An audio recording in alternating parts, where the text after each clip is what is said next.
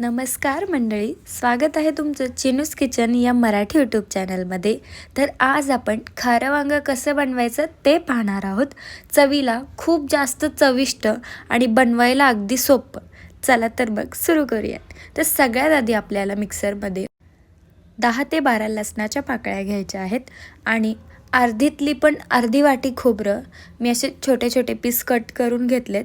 आपल्याला ते पण याच्यामध्ये टाकायचे आहेत, बघू शकता तुम्ही. आणि मी एक मीडियम साईजची वाटीभर मी शेंगदाणे घेतलेत, भाजून घेतलेत मी शेंगदाणे इथे.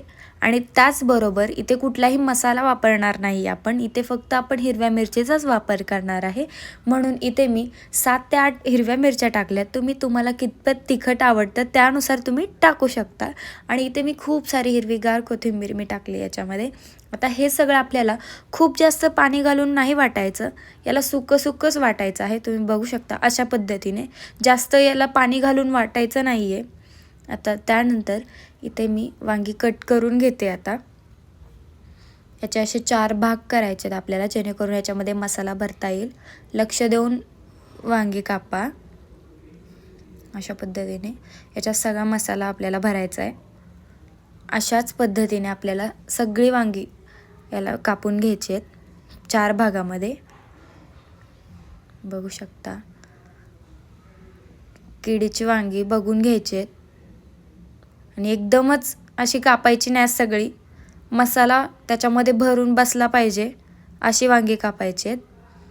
आता त्यानंतर जे वाटण केलं होतं आपण, त्याला इथे मी एका डिशमध्ये काढून घेतलं आणि त्याच्यामध्ये एक छोटा चमचाभर मी हळद टाकली आहे आणि इथे मी 2 चमचे तेल टाकले.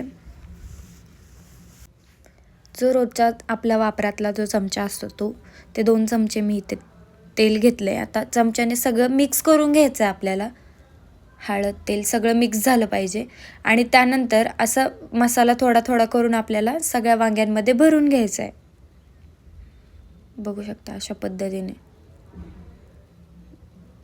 मसाला भरून घ्यायचा आहे सगळा. अशा पद्धतीत सगळ्या वांग्यांना असाच मसाला भरून घ्यायचा आहे अशा पद्धतीने.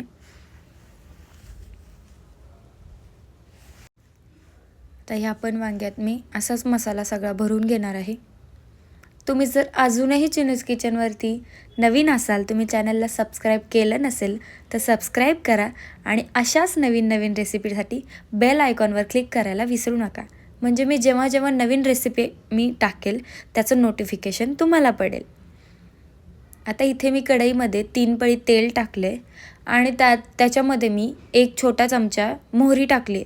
मोहरी छान तडतडली की आपल्याला मसाला भरलेली सगळी वांगी आपल्याला याच्यामध्ये टाकायचे आणि हाय फ्लेमवरती 2 ते 3 मिनटं याला छान फ्राय करून घ्यायचे.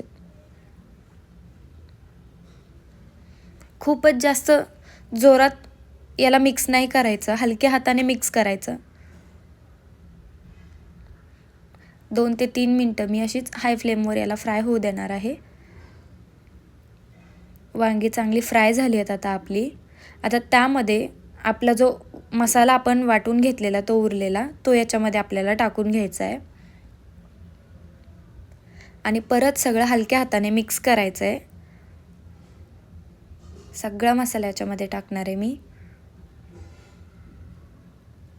आणि परत हलक्या हाताने सगळं मिक्स करून घ्यायचं आहे. आता त्यानंतर इथे मी नॉर्मल पाणी न वापरता इथे मी कोमट पाण्याचा वापर केला आहे. प्रत्येक भाजीत कोमट पाणी वापरल्याने भाजीला चव खूप छान येते. तुम्हाला जितकं पाणी तुमच्या अंदाजाने तुम्हाला जितकं हवं तितकं पाणी तुम्ही याच्यात ॲड करू शकता. पण भाजी जास्त पातळ नसते, ग्रेव्ही असते, त्याच्यामुळे मी इथे माझ्या अंदाजानुसार पाणी टाकलं. तुम्हाला किती पातळ भाजी घट्ट भाजी हवी तेवढी तुम्ही टाकू शकता. आता चवीनुसार मीठ टाकून याला परत एकदा हलक्या हाताने मिक्स करायचं आहे आणि याला झाकण ठेवून 15 ते 20 मिनटं याला एकदम लो फ्लेमवरती होऊन द्यायचं आहे. इथे आपलं अगदी कमी साहित्यात झटपट खारं वांगं तयार आहे.